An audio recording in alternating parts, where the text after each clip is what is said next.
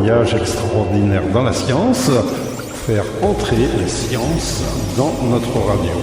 Bonjour à toutes, bonjour à tous, vous êtes à l'écoute de Radio Laser et c'est avec plaisir que nous retrouvons aujourd'hui Voyage extraordinaire dans les sciences, une série d'émissions que nous avions mises en pause durant les restrictions sanitaires et que nous avons le plaisir donc de reprendre aujourd'hui.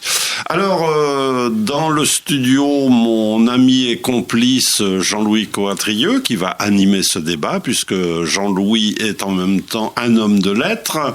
On s'est connus à l'occasion de tes écrits, particulièrement de tes romans. Et notre invitée, Marie Babel, donc, qui est maître de conférence en poste à l'INSA, l'Institut national des sciences appliquées, et qui va nous révéler son travail, ses recherches, ses projets, ses interrogations, etc. Donc, bonjour Marie. Bonjour. Et bonjour Jean-Louis, je crois que je ne t'ai pas dit bonjour Félix, bonjour Marie. Merci beaucoup Félix. Ben écoute, on va démarrer Marie de manière complètement informelle, comme d'habitude, mais ça ne veut pas dire qu'on ne va pas aller aussi loin que possible dans la compréhension des choses, et puis surtout dans la passion pour ces choses. Alors, Félix a donné les premières clés, l'INSA de Rennes, aujourd'hui.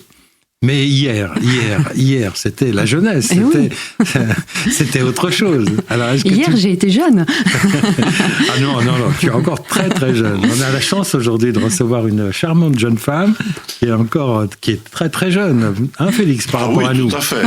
Donc elle va tout vous raconter quand vous allez l'écouter. Alors, d'où viens-tu ? Tu viens de Bretagne déjà, peut-être ? Alors non, je viens pas exactement de Bretagne, pas très loin, je viens du Mans. Oui. J'ai fait donc mes études secondaires au Mans. J'ai fait donc le collège et le lycée avec déjà dans l'idée de faire des sciences. Ça avait toujours été un petit côté dans ma tête, même si au départ mon idée première était de faire de l'archéologie. Et puis la révélation s'est faite plutôt, on va dire, en terminale, au hasard des rencontres. Au hasard aussi des salons d'étudiants que j'ai pu faire où je me suis dit, tiens, l'INSA, c'est peut-être pas mal. J'étais sportive de haut niveau à l'époque. Ah tiens, raconte-nous. Je faisais du basket. Et du coup, j'ai rencontré l'INSA et sa section sportive de haut niveau. Et je me suis dit que c'était un bon compromis pour continuer les études. Tu étais dans une classe où il recevait des sportifs de haut niveau. À l'INSA, tout à fait.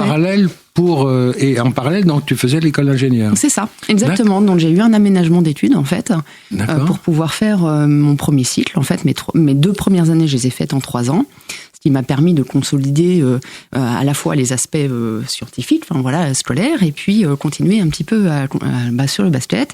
Et puis, malgré tout quelques blessures, et puis l'évolution fait que à un moment donné il faut faire un choix aussi entre les études et puis le sport, et puis je me suis passionnée par ce que je faisais, et je suis rentrée donc au département à l'époque qui s'appelait génie électrique à l'INSA, et j'ai été diplômée en 2002 de ce département. En parallèle, j'ai fait l'équivalent du master recherche à l'université de Rennes 1 sur du traitement du signal.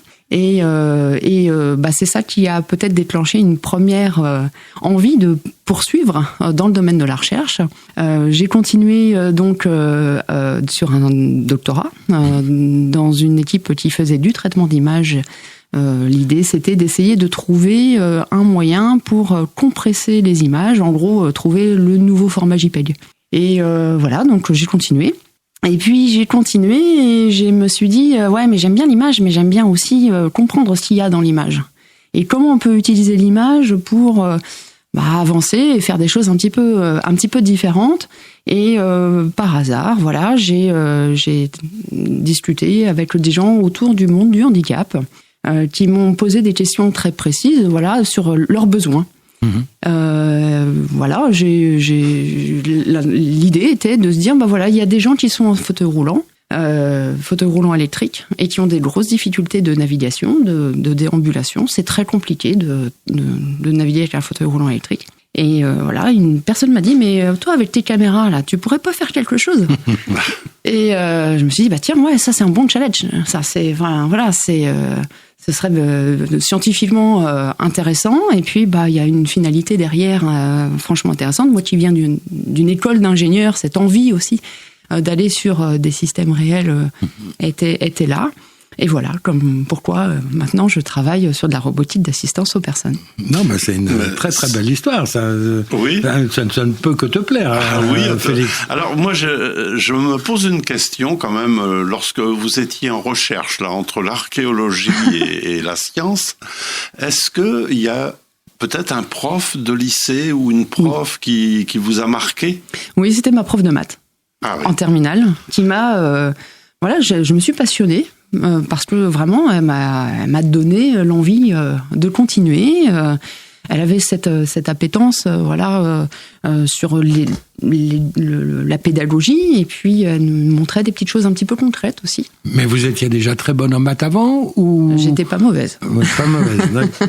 J'étais pas mauvaise, mais voilà. Et je pense que aussi le fait d'avoir été sportive de haut niveau m'avait donné aussi une certaine rigueur aussi dans l'organisation, dans mon organisation.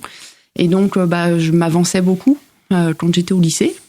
Et donc, bah, ça me permettait aussi d'être un petit peu en avance et bien sur ma structuration de mon travail. Et je pense que ça a beaucoup. Mais vous étiez nombreux dans une promotion à avoir cet aspect sport et... Alors au lycée, non. Mais à l'INSA, voilà, il y a pas mal d'étudiants qui continuent maintenant. Il y a cette filière sportive de haut niveau, alors, filière sport d'excellence, et il doit y avoir maintenant à peu près 80 étudiants. Aujourd'hui à l'INSA qui sont voilà sur cette sport. C'est très important. Si vous faites un peu de voile, Armel Lecléache vient de cette filière. Voilà. Et d'autres alors peut-être? Moi je me souviens peut-être d'un sauteur en hauteur. Oui, Nicolas Jolivet. Oui, qui était champion de France, ou je ne sais plus. Je crois que oui. Ouais. Il entraîne encore au stade Rennais. Donc oui. Oui, et donc ce sont des gens qui ont continué quand même leurs études jusqu'au bout. Oui. Donc ils sont à la fois ingénieurs, qui ont continué le sport pour atteindre des fois des niveaux très intéressants. Et la possibilité à l'INSA est donnée aussi pour les musiciens. Voilà. Ah oui, j'ai vu ça aussi, je crois, récemment. Là, on est sur un plan plus culturel. Plus culturel, musique et théâtre. Il y a une filière théâtre-études et musique-études. Ah, je crois que c'est quelque chose de formidable. Oui, ça, oui, c'est. Non ? Oui, tout à fait, oui. Parce que ça peut ouvrir à des gens qui, a priori, ne pensent pas forcément à faire des études d'ingénieur, mais qui ont déjà des dons particuliers pour certaines activités sportives ou culturelles. Donc, absolument. Oui. C'est une très très belle initiative. Ça. En tous les cas, moi, je pose souvent cette question, alors aux auteurs, parce que je rencontre beaucoup plus d'auteurs, mais à vous aussi scientifiques.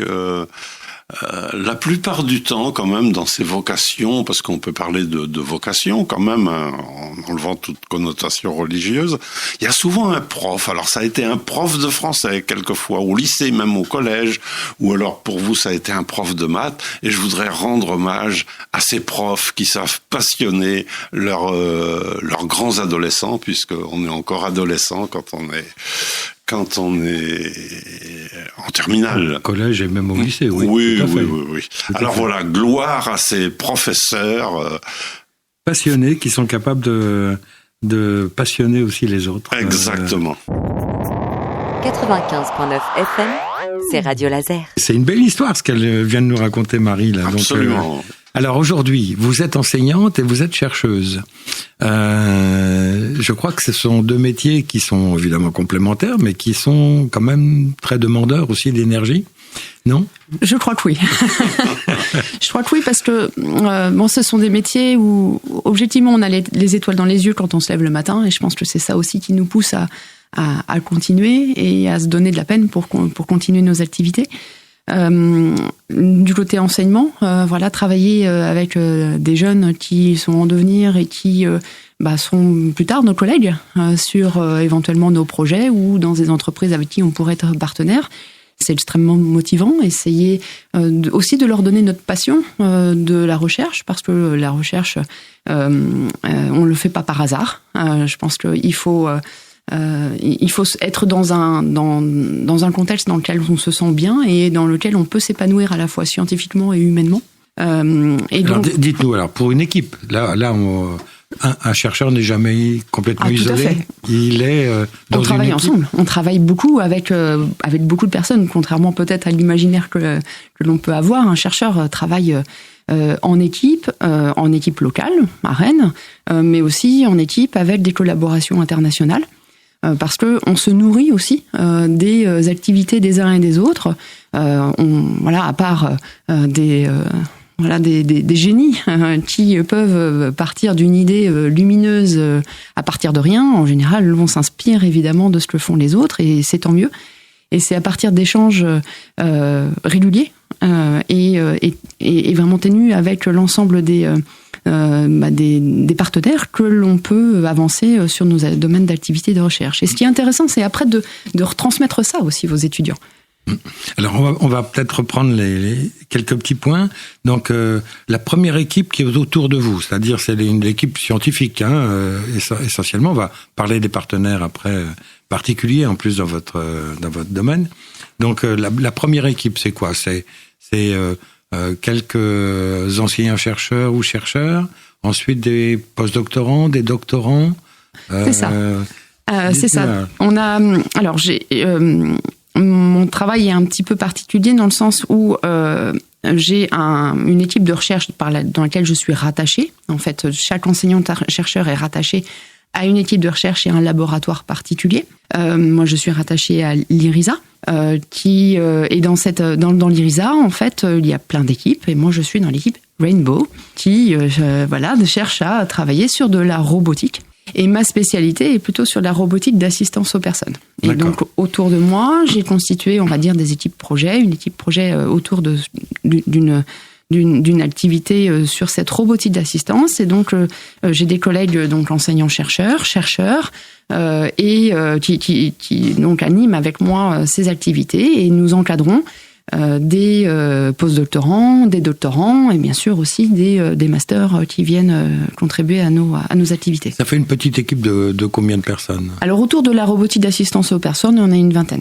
C'est ce qui est déjà une grosse équipe. Oui, ce qui est déjà une grosse équipe. Alors par rapport au paysage français, je ne sais pas. Est-ce qu'il y en a d'autres ailleurs qui sont à peu près de même taille ? Alors, c'est très variable, c'est effectivement très dépendant aussi des activités des laboratoires qui existent sur le territoire. Dans le domaine de la robotique d'assistance, on a des collègues, effectivement, qui ont des activités proches. Alors, on ne fait jamais exactement la même chose, c'est ça aussi l'intérêt, c'est d'avoir des connexions, mais aussi des différences pour aussi faire avancer les idées et la recherche. Il y a des équipes relativement équivalentes en termes de taille, effectivement, mais tout dépend aussi de comment on arrive à avoir des financements pour pouvoir avoir des doctorants, des postdoctorants. Question évidemment qui est toujours importante. Alors, avant peut-être d'aborder des questions plus techniques, comme parce que là on a entendu assistance robotique. Oui, c'est Il faudra qu'on essaie de comprendre, Félix et moi. Oui, tout à fait. Oui.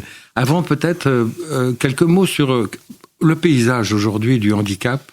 C'est quelque chose qui nous paraît de l'extérieur très compliqué, très diversifié. Je sais pas, tu as regardé toi un peu des documents qui donnent une vue d'ensemble, Félix ? Oui, alors j'ai travaillé dans le milieu, comme je l'expliquais à Marie hors antenne, peut-être dans un domaine un petit peu particulier, mais dont ma pratique a forcément croisé... Dis-nous.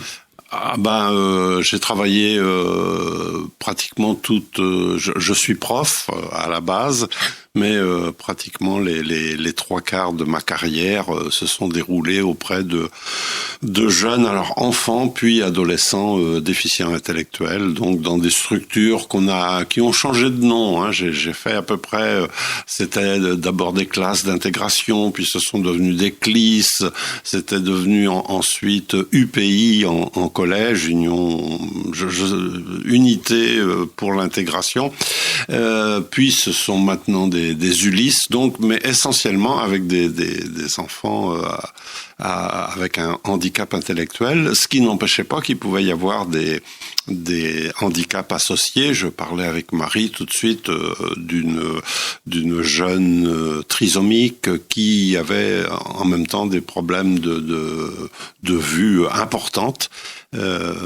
trisomique d'un bon niveau, puisqu'elle a réussi à apprendre à lire grâce à des adaptations au niveau éclairage, au niveau je sais pas comment dire, optique, hein, des loupes et des choses comme ça. Donc voilà, nos domaines se sont un petit peu croisés, et je crois qu'il y a un tas de domaines qui se croisent avec le domaine du handicap, pour parler de façon très générale. Alors, est-ce qu'on peut justement avoir peut-être un petit aperçu rapidement? Il ne s'agit pas de dire qu'on peut découvrir la totalité des choses, mais déjà identifier peut-être les grandes classes de handicap. Oui, tout à fait. Marie. Oui. Alors le handicap, effectivement, c'est une notion très très difficile à caractériser, parce que elle est très diverse et elle dépend de chaque individu. Chacun peut vivre en fait une situation de handicap. Plutôt que de parler de handicap, on parle plutôt de situation de handicap. Chacun peut être en situation de handicap. Hein. Quand on se casse une jambe et qu'on a besoin d'une aide technique pour pouvoir se déplacer, on est en situation de handicap provisoire, temporaire, mais on est en situation de handicap. Donc le handicap n'est pas toujours une situation définitive. Ça peut évoluer. Et puis, il peut y avoir des pathologies aussi qui font évoluer les handicaps et les déficiences associées. Alors, les déficiences, elles peuvent être de plein ordre, en fait. Hein. On peut avoir des capacités réduites. En fait, c'est ça, hein, c'est cette idée-là, d'avoir des capacités réduites en termes moteurs, c'est-à-dire qu'on a des difficultés de mobilité, de déplacement. Mais moteur aussi, ça peut être les jambes, les bras, membres inférieurs, membres supérieurs. Par exemple, il peut y avoir des déficiences cognitives, des déficiences visuelles, on en a parlé, des déficiences sensorielles de façon plus générale en fait, où on va avoir des pertes de capacité liées à la vue, liées à l'ouïe, etc. Là, on est quelque part, on est tous les trois en situation de handicap. Hein. On a tous les trois des lunettes. Oui. On a une légère déficience visuelle, légère.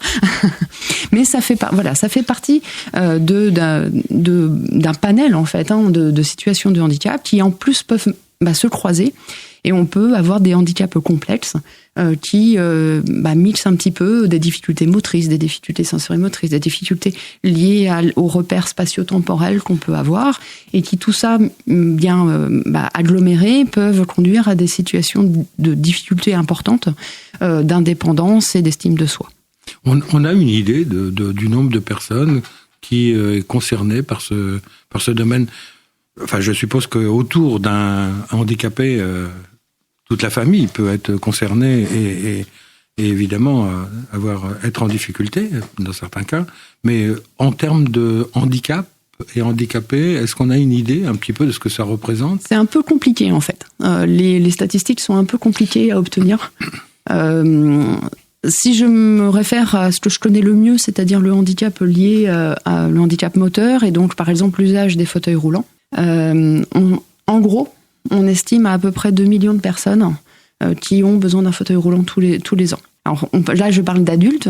Pour les enfants, c'est plus compliqué encore de savoir quels sont exactement les besoins et le recensement, parce que on le sait bien, hein,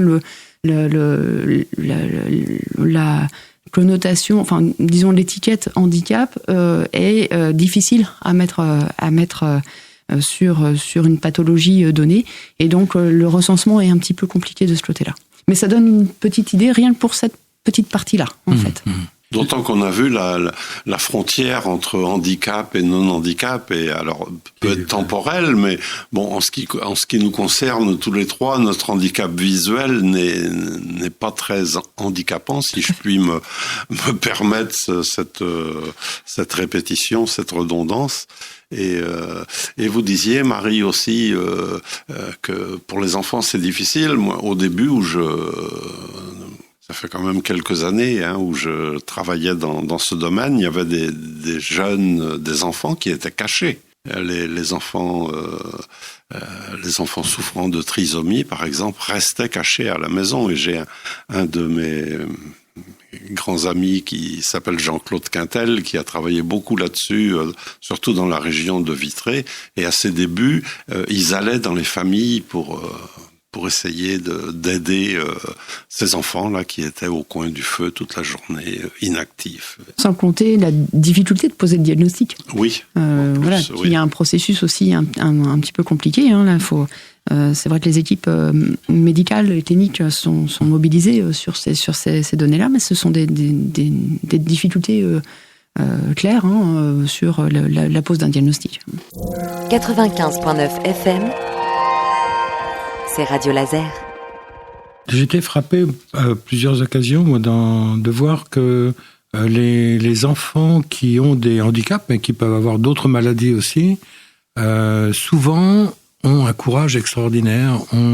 Je ne sais pas, dans ton activité, parce que tu en vois forcément, tu travailles avec eux d'une certaine manière, si tu trouves aussi cette même force chez eux, qui est plus grande à la limite que celle de gens ordinaires qui n'ont pas de handicap. C'est vrai que j'ai de la chance de travailler alors grâce à une collaboration vraiment quasi quotidienne avec le pôle Saint-Hélier. Dis-nous, le pôle Saint-Hélier, tout le monde ne connaît pas. Tout à fait, oui. C'est un centre de rééducation, de médecine physique et de réadaptation qui est à Rennes, qui est en plein centre de Rennes, et qui accueille plein de patients en fait à l'année en hôpital de jour et hospitalisation complète, notamment des adultes, un tout petit peu des enfants. C'est moins leur spécialité, parce que la pédiatrie c'est aussi une spécialité à part entière, donc c'est difficile de mixer les choses.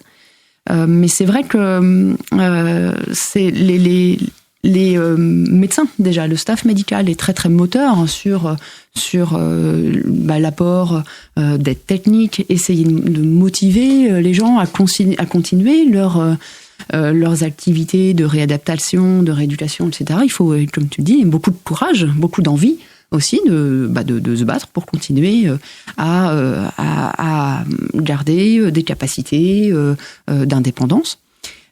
Et donc, j'ai de la chance, moi, de travailler avec des personnes en situation de handicap qui sont volontaires sur des essais cliniques qu'on peut mener conjointement et qui sont extraordinaires en termes de force de caractère et puis d'envie d'essayer des nouvelles choses pour eux, mais aussi pour faire progresser la science de façon générale.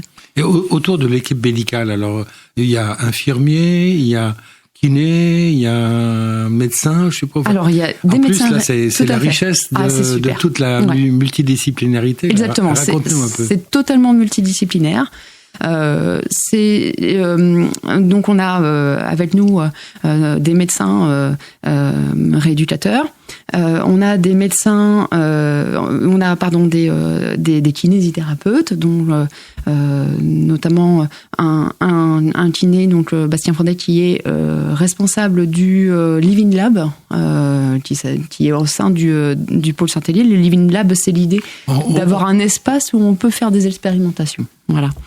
Donc on a des kinés, on a des ergothérapeutes, on a des infirmiers qui à chaque fois sont là. Des psychologues aussi. Des psychologues, neuropsychologues qui sont dans la partie. Et donc tous ces gens-là se réunissent de manière régulière, je suppose, pour avoir des échanges sur la pratique, sur des idées possibles, sur des expérimentations possibles. Oui, l'idée... Ça doit être très enrichissant, ça doit être formidable. Je pense que c'est ça qui... je parlais d'étoiles dans les yeux, je pense que c'est ça qui me met le plus d'étoiles dans les yeux aussi, c'est que l'on a une une liberté de parole et puis une façon de travailler vraiment en co-construction. On essaye vraiment d'être ensemble pour faire émerger des idées. Alors on a le droit à tout et à n'importe quoi.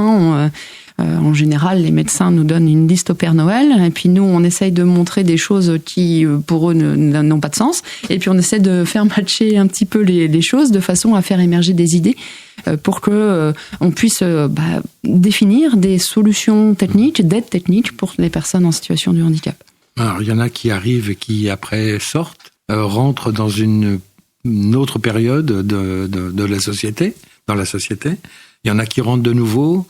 Ce brassage-là, est-ce qu'il y a une mémoire de tout ça? Est-ce que vous les revoyez après? Est-ce que... Parce que c'est ça la vie, en fait. Oui. Moi, j'ai un vrai plaisir. Il y a des patients qui sont avec nous depuis maintenant 6-7 ans et qui reviennent régulièrement faire des expérimentations avec les nouvelles choses qu'on leur propose. Toujours moteur, toujours... voilà.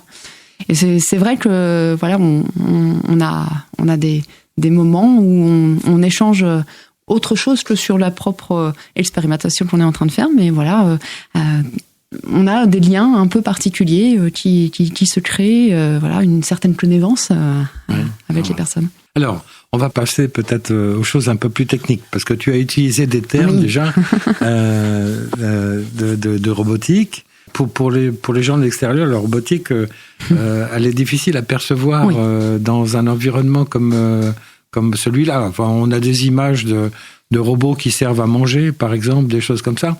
Mais c'est pas du tout ça dans ton cas. Alors, pas directement. Pas directement. Ouais. Alors, raconte-nous. Un robot, d'abord peut-être un robot, c'est quoi ? On peut peut-être commencer par ça. Oui. Oui, on va sortir un petit peu des comic strips américains où les robots sont des espèces d'humains humanoïdes. Oui. Voilà. Alors moi, je suis loin de l'humanoïde. J'imagine.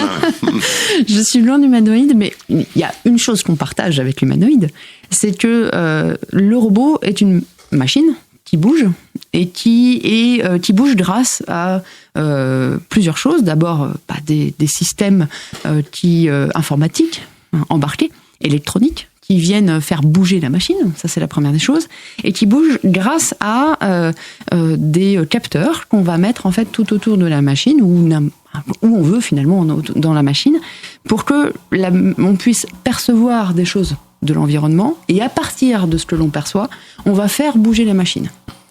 Et donc l'idée, elle est là, du robot.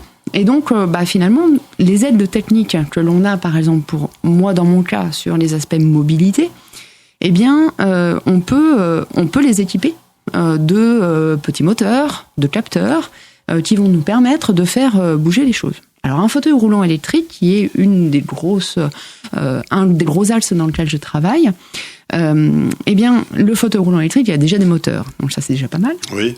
Donc, on peut jouer avec ces moteurs.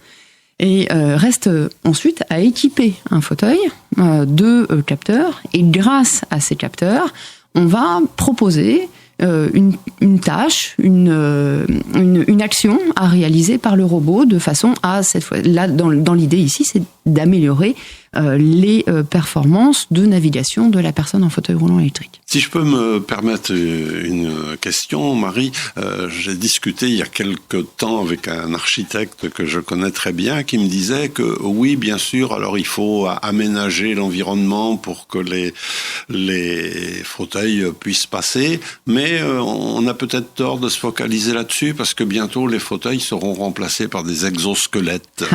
Ça, c'est la grande question. Alors on commence à travailler aussi un petit peu sur les exosquelettes parce que l'aide à la mobilité, elle est multiple, mais il ne pourra pas y avoir une réponse unique pour tous les handicaps. C'est pas possible.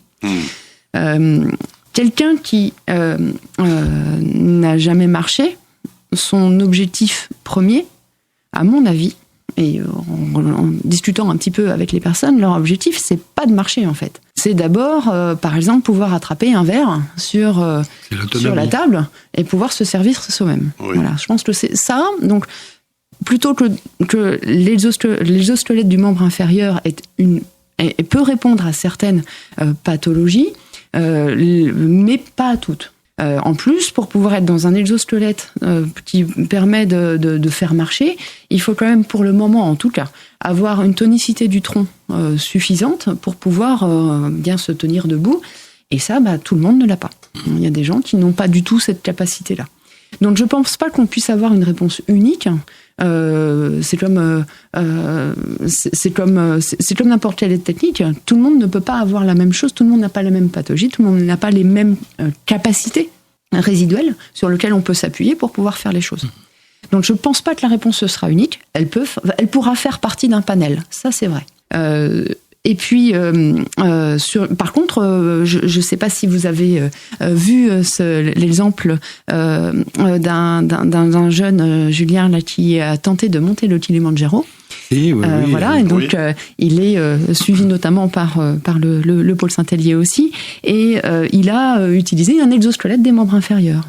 Mais donc on s'est appuyé sur ses capacités. Il a des capacités résiduelles à pouvoir marcher, à une tonicité suffisante du tronc, etc. Et l'exosquelette est venu aider, compenser une partie de ces incapacités. Et je pense beaucoup plus que c'est plutôt ça l'avenir, en fait. Oui, la remarque, je la comprends, mais je pense qu'il y a des situations intermédiaires qui ne justifient pas forcément tout ça, parce qu'il va y avoir d'autres aspects qui vont être à prendre en compte à un moment donné aussi, qui vont être le coût, et donc... et la fatigabilité aussi. Oui. Parce qu'en fonction de la pathologie, en fonction des situations de handicap de chacun, on peut être très fatigable. Mais tu me disais justement qu'il y avait des situations complexes. Tu appelais ça les situations complexes. Tu peux dire un mot peut-être oui. La notion de handicap complexe est liée à, en général, des situations où plusieurs déficiences peuvent intervenir. Donc on peut avoir des gens qui ont des déficiences motrices importantes liées à des pathologies neurologiques, par exemple, et qui sont mixés avec des déficiences cognitives, des déficiences visuelles, par exemple. Et donc, plus le handicap est complexe au sens vraiment complexité, donc agrégat finalement de plusieurs situations de handicap, eh bien les aspects indépendance, mobilité sont de plus en plus difficiles. Radio Laser, 95.9 FM. Sur quel projet précis aujourd'hui l'équipe travaille quels sont les prochains défis On va essayer de pas tous les résoudre. On va pas y arriver. Par contre, alors on a plusieurs projets qui sont en cours là. On a un projet majeur qui est lié à un projet européen qui s'appelle ADAPT. L'idée, c'est de travailler sur l'amélioration de la mobilité des personnes, notamment en fauteuil roulant électrique. Alors pour ça, on s'est posé 2 questions. La première, c'est il y a des personnes qui n'ont pas le droit de conduire des fauteuils roulants électriques à l'heure actuelle, parce que leur handicap leur empêche de conduire un fauteuil, parce que leur conduite n'est pas du tout sécuritaire. On peut imaginer, par exemple, des personnes qui ont eu un AVC. Et à la suite d'un AVC, elles ont non seulement une hémiplégie, mais aussi ce qu'on appelle une héminégligence. C'est-à-dire on va dire que leur cerveau ne traite pas l'information de l'œil gauche, de l'oreille gauche, du bras gauche, etc. Donc leur hémicorps, leur moitié de corps, eh bien, il n'est plus repéré finalement par le cerveau. Et donc, forcément, ces gens-là, lorsque, par exemple, une héminégligence gauche, eh bien, lorsqu'ils conduisent un fauteuil roulant électrique, forcément, comme l'œil fonctionne, mais le cerveau ne traite pas l'information, s'il y a un obstacle à gauche, elles vont pas le voir. Et donc, elles vont foncer dedans. Alors forcément, la conduite n'est pas du tout sécuritaire, puisque elles peuvent cogner quelqu'un, tomber d'un escalier, etc. Parce que simplement, elles n'ont pas cette capacité à voir qu'il y a quelque chose. Donc ces personnes-là n'ont pas le droit de conduire un fauteuil. Et donc là, on peut se dire, en termes d'indépendance, c'est vraiment très difficile, parce que ces personnes-là ne sont pas non plus en capacité réelle de conduire un fauteuil roulant manuel. Et donc, elles n'ont plus de capacité à se déplacer par elles-mêmes. Donc, une question, c'est de se dire, OK, comment on peut rendre la mobilité pour ces personnes? Ça, c'est la première des questions. Et puis l'autre des questions, c'est de se dire, voilà, on a, pour conduire un fauteuil roulant, il faut apprendre à conduire un fauteuil roulant. C'est comme pour une voiture, finalement. Il n'y a pas un permis en tant que tel, mais les médecins ne vont pas vous prescrire un fauteuil si vous n'avez pas acquis des réflexes de conduite. Et donc, la question est de se dire, voilà, comment aussi on pourrait favoriser l'apprentissage de la conduite d'un fauteuil roulant. Et donc, on a essayé de résoudre ces deux problématiques-là. D'une part, en essayant de proposer une assistance à la conduite pour un fauteuil roulant électrique, un petit peu comme ce que vous avez sur votre voiture avec un ESP. Ben là, on va mettre une assistance à la conduite qui va vous faire éviter les obstacles. Donc, vous conduisez normalement votre fauteuil avec n'importe quel type d'interface, que ce soit un joystick, un commande au menton, ce que vous voulez.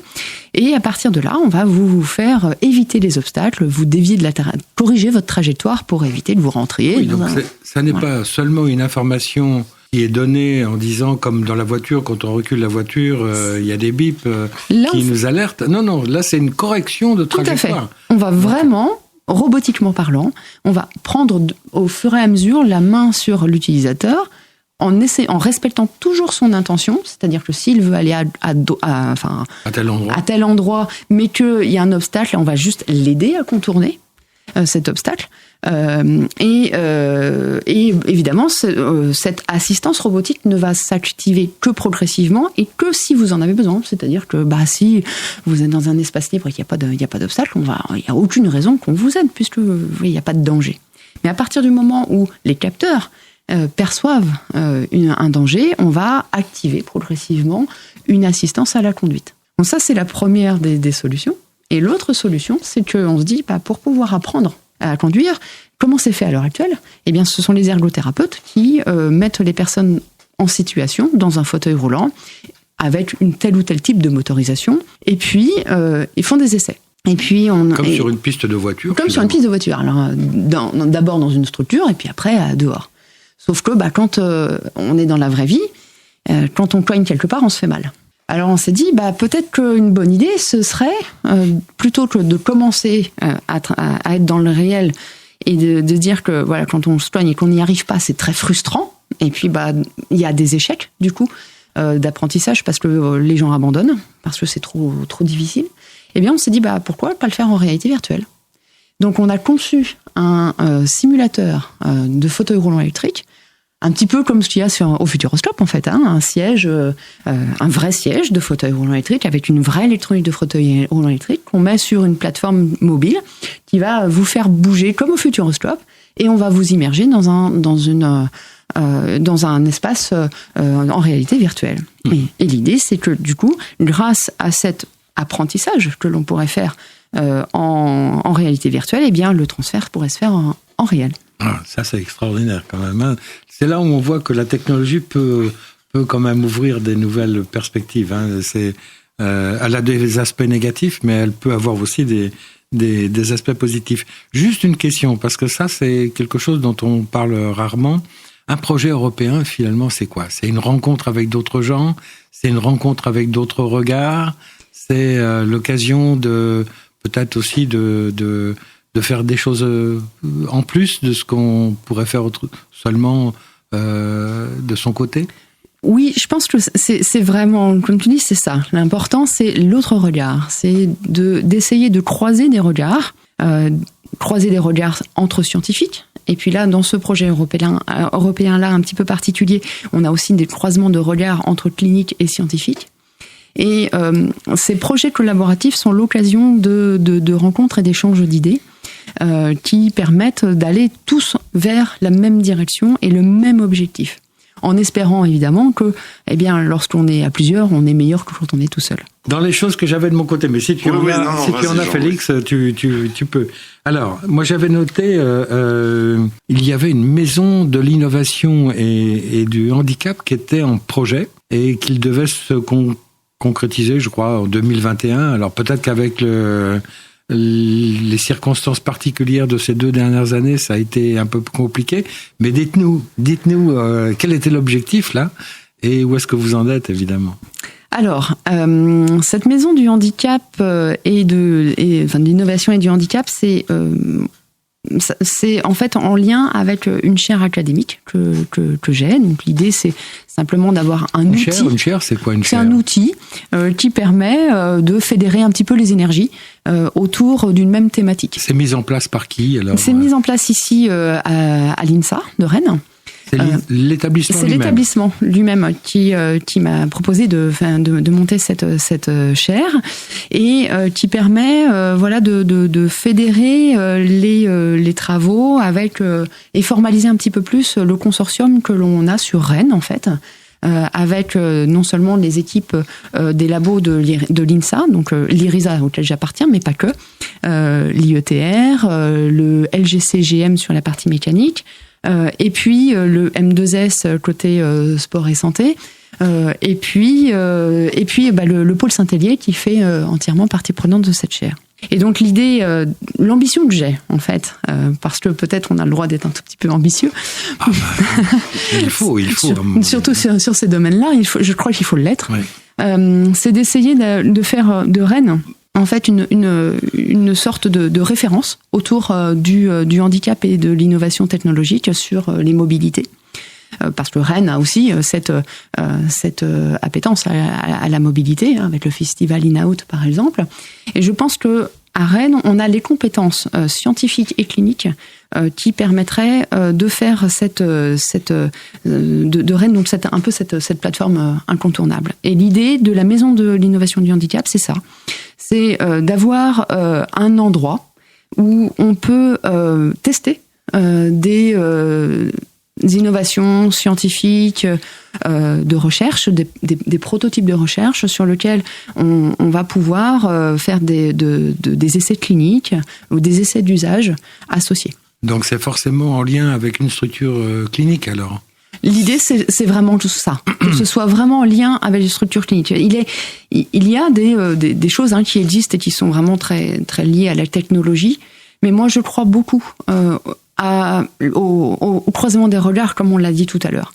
Et si on veut faire avancer les aides techniques de façon générale, il faut absolument que les scientifiques et les cliniques se parlent pour que l'on puisse réaliser des choses qui soient acceptées par toutes les parties prenantes. L'usager, bien sûr, mais aussi les cliniques qui vont prescrire éventuellement le dispositif qu'on va mettre en place, et puis toutes les personnes qui sont en interaction avec les personnes en situation. Mais la maison, c'est une vraie maison? La maison, j'aimerais bien. Je vais peut-être lancer un appel aux dons. Mais l'idée, c'est d'avoir en fait une partie des locaux de l'INSA en fait qui serait dédiée à cet espace d'expérimentation. D'accord. Et dans laquelle on pourrait vivre réellement? Alors dans laquelle on pourrait au moins créer des espaces qui ressembleraient à la vie de tous les jours pour pouvoir faire des essais. Parce qu'en face de l'INSA, il y a un centre de rééducation, je crois. Oui. Là, il n'y a pas des possibilités là, qui... Oui. Par contre, ce que nous, on voudrait, c'est pouvoir mettre à demeure en fait, nos outils d'expérimentation. Oui. Et quand on est dans des structures, elles sont forcément rationnées vis-à-vis de leur espace. Et donc, voilà, l'idée, c'est d'avoir des... Mais ils ont peut-être un peu de terrain là-bas, non? Peut-être leur demander. Donc peut-être que l'ambition, ça peut être de se dire un bâtiment nouveau. Écoutez, je crois qu'on peut peut-être lancer l'appel dès maintenant. Et que peut-être que en fédérant effectivement un petit peu toutes les parties prenantes sur Rennes, mais aussi les acteurs publics. Non, mais en plus à l'INSA, vous avez du génie civil. Oui, tout à fait. Donc vous avez des collègues qui peuvent vous bâtir des murs. Et en plus, on a un simulateur qui leur permettrait de simuler en avance si leur bâtiment serait accessible ou pas. C'est vrai que ce serait une bonne idée. Si je me souviens bien encore, mais ça remonte à quelque temps, ils remplacent même pour fabriquer des murs, ils utilisent des terres, de la terre qui est très économique en énergie. Donc il y a plein d'idées là qui peuvent faut construire ça avec en réunissant toutes ces compétences, en réduisant les coûts, en trouvant des sponsors.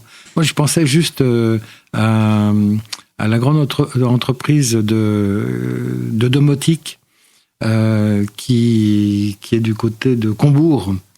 Son nom Delta d'Or. Voilà. Il y a peut-être des sponsors comme ça à trouver. Je pense qu'on peut lancer l'appel. Ah, absolument. Je crois. Alors, Félix, t'es d'accord? Ah oui, tout à fait, Jean-Louis. Allons sur le chemin de la maison du handicap et construisons cette maison. Le terrain, on doit pouvoir en trouver, je pense, sans trop de difficultés. Il ne s'agit pas de faire un immeuble de 10 étages. Non, on peut rester plus modeste. Voilà. Radio Laser. Écoutez la proximité. Alors, on parlait du projet européen. Tu avais juste une question, mais c'est peut-être pas le moment de la poser. Si on pourra la poser plus tard. J'ai vu que vous aviez des liens avec le musée de Bretagne. Peut-on en parler maintenant, Jean-Louis? Tout à fait. Alors, avec le musée de Bretagne et le musée des Beaux-Arts. Les deux, d'accord. Voilà, les deux. L'idée est venue parce que, voilà, par des hasards de rencontres, je connais des gens au musée de Bretagne, et puis j'ai des collègues qui travaillent déjà avec le musée des Beaux-Arts. Bruno Arnaldi, pour ne pas le citer en réalité virtuelle, il travaille déjà avec le musée des Beaux-Arts. Juste pour les auditeurs, Bruno Arnaldi est un invité que je souhaitais venir voir à Radio Laser. Un prochain voyage. Et qui est un peu la mémoire, je dirais, de tout ce qui est ce qu'on appelait au départ la synthèse d'images, qui est devenue maintenant la réalité virtuelle, les milieux immersifs, tout un monde là. Il y a tout un monde qui est aussi à découvrir. Donc voilà. Et donc l'idée, c'est là pour l'instant, on a fait beaucoup en fait d'essais cliniques dans des, on va dire en laboratoire. On met en laboratoire, que ce soit à l'INSA, mais aussi au pôle Saint-Hélier. On fabrique en gros des circuits dans lesquels on va faire déambuler les personnes et regarder un petit peu les performances qu'elles ont avec notre correction de trajectoire, par exemple. Donc on est sur des situations où des circuits essayent de représenter au maximum toutes les situations de la vie réelle, faire une marche arrière, faire un demi-tour dans un espace contraint, etc. Mais ça reste un circuit. Et là, l'idée, c'est d'essayer d'être hors laboratoire, hors les murs du laboratoire, et aller vers des situations de vie réelle. Et mon idée sur les musées, c'est aussi de travailler sur l'accessibilité des musées et regarder si, avec des outils d'assistance technologique tels qu'on peut les proposer, on peut faire venir du public qui, pour l'instant, se sent empêché d'y aller par tout un tas de craintes liées à la déambulation dans la vie réelle.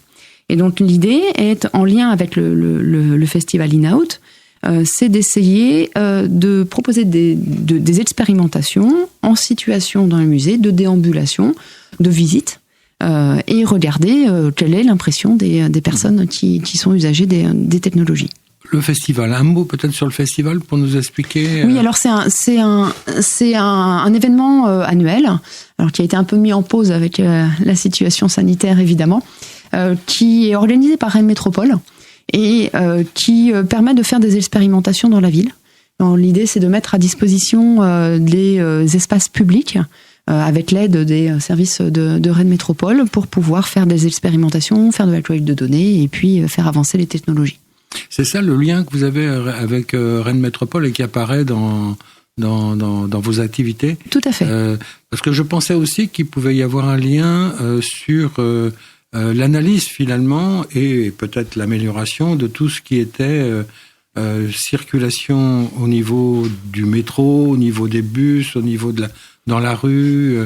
C'est tout à fait l'ambition qu'on a à terme, d'aller faire justement ces expérimentations hors les murs, avec l'outil d'assistance à la conduite. Il nous reste juste un tout petit truc encore à développer. Alors on est dessus, on est quasiment bon, on va bientôt commencer des essais cliniques associés à ça. C'est quoi? C'est simplement en fait la navigation sur un trottoir. En gros, comment éviter de tomber à part d'un trottoir, comment éviter de tomber dans un escalier, etc.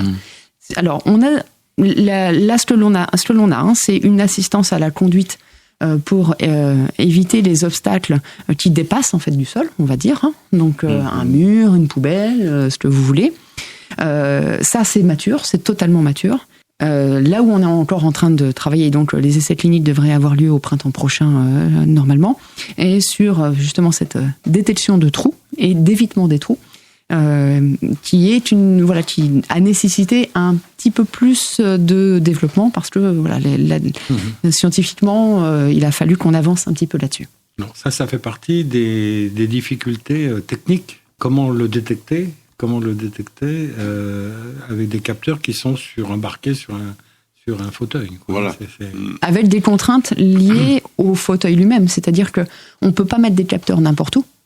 On peut pas mettre. Alors l'idéal, ce serait d'avoir, des caméras spécifiques qui pourraient être placées au-dessus de la tête. Mais la vraie vie fait qu'on ne peut pas mettre au-dessus de la tête. Des techniques comme celles qui sont utilisées pour les voitures sur les routes, c'est-à-dire avoir des marqueurs aussi au sol, en bord de trottoir, est-ce que ça fait partie des éléments de solution qui pourraient être utilisés ? Alors tout est envisageable. Tout est envisageable. Nous, on essaye de se mettre dans une situation compliquée du point de vue scientifique, c'est que on va pas modifier l'environnement. Et donc l'idée, c'est de prendre l'environnement tel qu'il est, parce que la vraie vie, c'est on déambule dans un environnement inconnu. Et on va pas modifier l'environnement et on va tenir compte des spécificités de cet inconnu pour finalement bien essayer de travailler sur nos algorithmes. Oui, parce que l'environnement, il ne pourra jamais être complètement adapté à tout le monde. Tout à fait. Donc l'idée, c'est d'essayer de trouver des solutions qui, justement, pourraient compenser ces absences d'adaptation. Alors, il y a des problèmes qui ont déjà été réglés, je pense. Sur les trottoirs, par exemple, j'ai un ami qui est en fauteuil qui me dit que lui, la pire terreur, c'est de trouver une voiture stationnée sur le trottoir et d'être obligé de faire une marche arrière. Oui.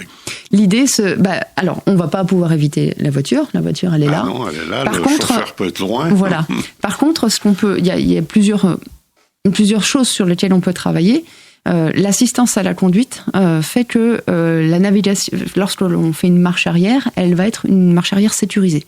Pour une personne en fauteuil, faire une marche arrière, c'est compliqué en fonction de la motricité qu'on peut avoir au niveau du cou, etc. Enfin, c'est vraiment très compliqué de pouvoir regarder derrière et pouvoir s'assurer qu'on ne va pas tomber.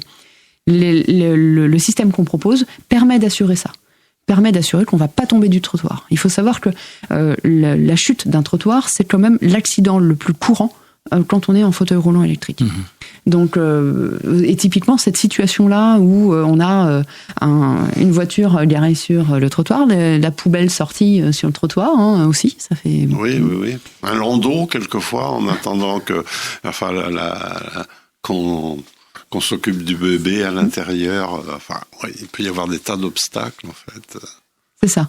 Et donc, l'idée, c'est de sécuriser, en fait, toutes les manœuvres qu'on pourrait faire.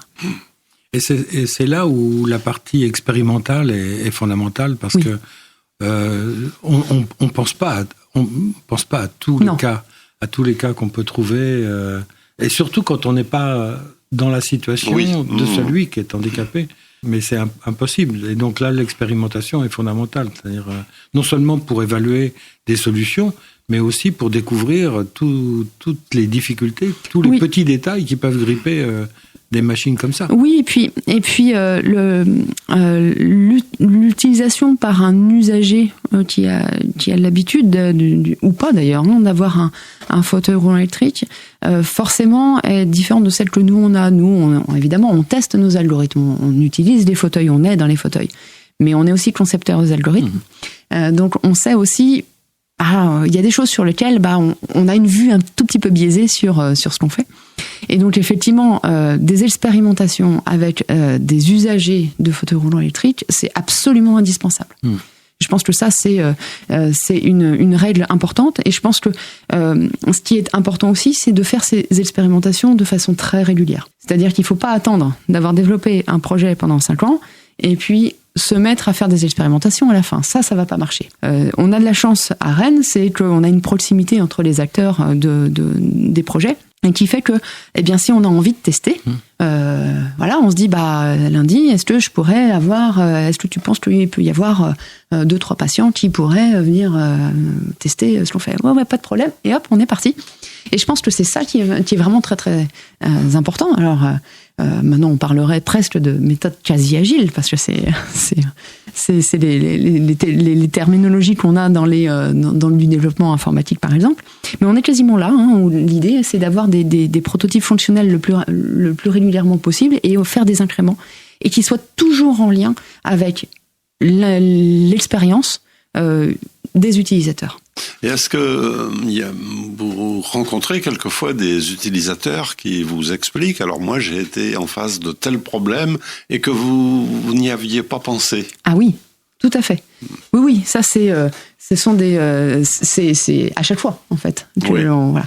Et donc on se nourrit de toutes ces impressions-là pour essayer de trouver des solutions, alors à la mesure de ce qu'on est capable de faire quand même, parce que évidemment il y a des choses que l'on ne pourra jamais faire avec, ou en tout cas pas dans notre activité à nous, et en plus chaque usager a ses besoins spécifiques. Donc ce qui est important en fait quand on développe des choses autour du handicap, c'est trouver évidemment des solutions qui puissent couvrir le maximum de situations, mais qui en même temps peuvent être personnalisables. C'est-à-dire que, à l'instar de ce que vous avez sur un fauteuil roulant électrique, il peut être personnalisé. C'est-à-dire que, en fonction de votre capacité à conduire, de votre habitude, c'est un petit peu comme en voiture, il y en a des gens qui conduisent plus ou moins vite. Et ben là, c'est pareil. On peut personnaliser les paramètres du fauteuil pour conduire plus ou moins vite. Et là, dans l'idée, c'est que dans ce que l'on propose en termes d'assistance technologique, c'est d'essayer d'avoir des outils qui peuvent se personnaliser.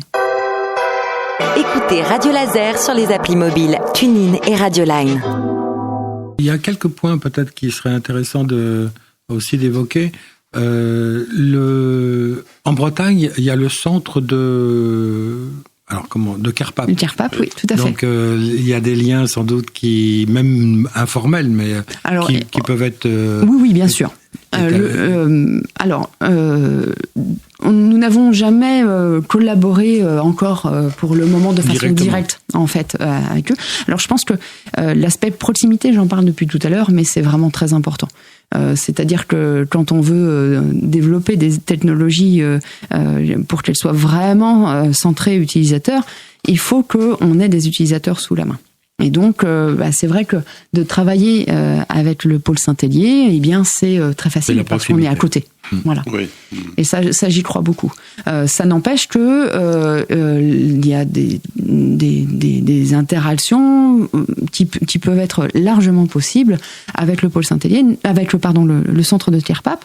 On peut à terme imaginer des études multicentriques qui utiliseraient donc plusieurs centres d'expérimentation. Qui répéteraient les mêmes choses, voilà, par exemple. Centres pour augmenter justement la taille, en fait. La compréhension de l'ensemble. Tout à fait. Donc là, par exemple, alors pas avec CARPAP, mais avec le Gérontopôle de Saint-Étienne, on va mener au printemps des expérimentations où on va laisser le fauteuil avec l'assistance à des personnes en EHPAD, et on va leur laisser pendant 15 jours, et on va recueillir leurs impressions, et voir si elles améliorent leur usage, l'utilisation du fauteuil, etc.